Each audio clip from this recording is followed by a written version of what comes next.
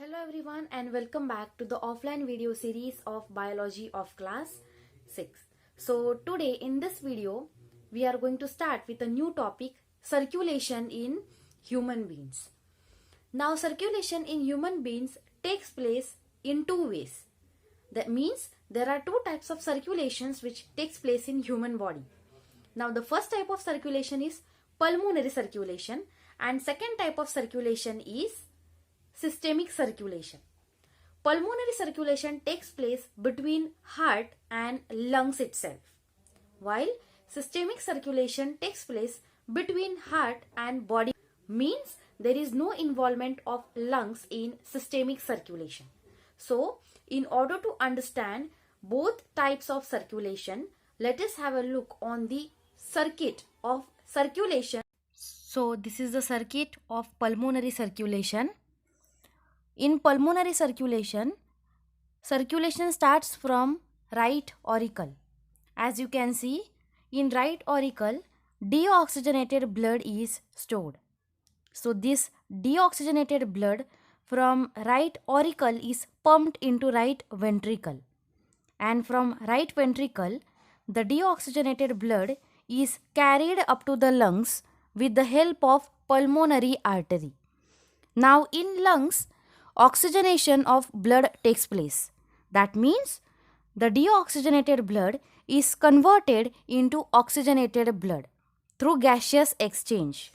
And then from lungs, this oxygenated blood is given to the left auricle through pulmonary vein. That means pulmonary vein carries oxygenated blood from lungs to left auricle. And here the pulmonary circulation stops. Now this is the circuit diagram for systemic circulation of blood. So in this diagram you can see that the systemic circulation starts from left auricle. From left auricle, the oxygenated blood is pumped into left ventricle. Now the left ventricle is directly connected to aorta. So left ventricle gives the blood to aorta and aorta circulates that blood to all the body including head. The sub-branches of aorta are spread throughout the body so that it is easier for the arteries to transfer the blood from left ventricle to all the body parts. Now, after giving oxygenated blood to all the body parts, when the blood comes back to the heart, it brings CO2 along with it. So this CO2 is brought by superior and inferior vena cava in the form of deoxygenated blood.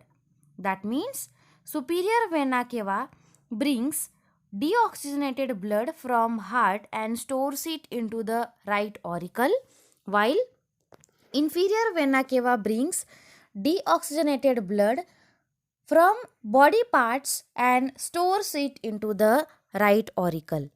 From here again the pulmonary circulation starts, and in this way the cycle goes on continuously throughout the time. So the next topic which we are going to study is heartbeat and pulse. First we will study about the heartbeats and then we will study about the pulse. So what do you mean by heartbeats? We have studied about the capillaries, veins and arteries in our previous offline videos. All these three are the types of blood vessels through which blood flows and cardiovascular system in human body is formed. So arteries do not have any walls inside it, but veins do have walls inside it. Now these walls helps to prevent the backflow of the blood. So when the blood flows from the walls of the veins, a certain sound is produced when the blood flows through the valves in the veins. So this sound is nothing but the heartbeat itself. Veins are directly connected to the heart itself. We have studied about this concept, about the blood vessels which are connected directly to the heart. The average heartbeats of a person is up to 72 times per minute. This is the instrument which is known as stethoscope, which is used for sensing the heartbeats of a human heart. The next topic which we are going to study is pulse. We have studied that the walls of arteries are quite muscular and elastic by nature, so that whatever blood is forced by heart into the arteries should reach as soon as possible to each and every cell, tissue and body part. And we have also studied that aorta is connected directly to the left ventricle of human heart in case of systemic circulation, right? So, as aorta is a kind of biggest artery, its walls are also highly muscular and elastic by nature. There are some arteries in human body which are just sensed below the skin layer of our human body. So, these are nothing but the pulse itself. We can easily touch the artery of the waist of our hand and we can understand or sense the flow of blood in the human body. This is nothing but the pulse rate of the human body. We can understand the heartbeats with the help of pulse rate also. The next topic which we are going to study is blood pressure. The pressure which is exerted by blood on the walls of the arteries when it's flowing through it is called as blood pressure. Sphygmomanometer is the instrument which is used for measuring the blood pressure. There are two main types of blood pressure in human body. First one is the blood pressure of the arteries and second is the blood pressure of veins. So, the normal blood pressure in a healthy person is from 120 to 80 mm per Hg. The blood pressure above the normal blood pressure is known as hypertension, while the blood pressure below the normal blood pressure is called as hypotension. Now, we are going to study some good habits which can be used for keeping our heart healthy. Obesity or excessive weight is a very common problem nowadays which can lead to many diseases, especially the heart diseases. Playing games is a good form of exercise. It keeps us active and happy. So students, just how mental health is important, similarly physical health is also important. So playing outdoor games can be a good habit which can keep us active, happy and physically healthy also. Regular walking, jogging and cycling can also keep us fit and healthy.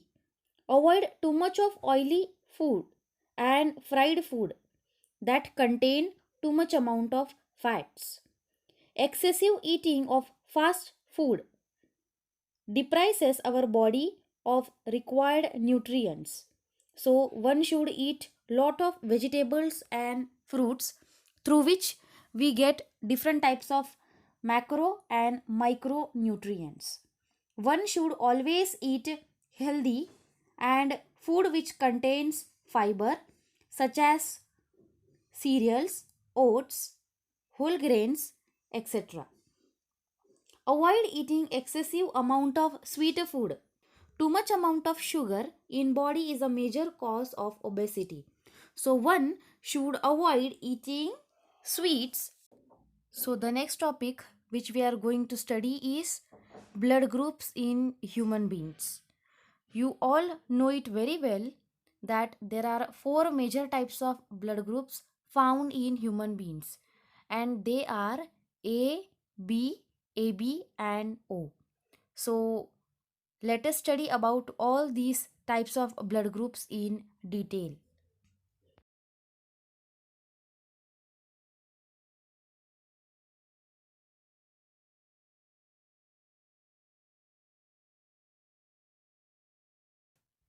These blood groups are differentiated on the basis of proteins or antigens found on the surface of the RBC. There are two main types of antigen A and antigen B. a person's blood group is considered to be A if the antigen which is present on his or her RBC is A, and the person's blood group is considered to be as B if the antigen which is present on his or her RBC is B. The person whose RBC have both types of antigen, that is A and B, belongs to the blood group. So, the people who are having the blood group AB can receive the blood from all the blood types, and therefore they are called as universal receivers. And the people with blood group O can give the blood to a person of any blood type, and therefore they are called as universal donor.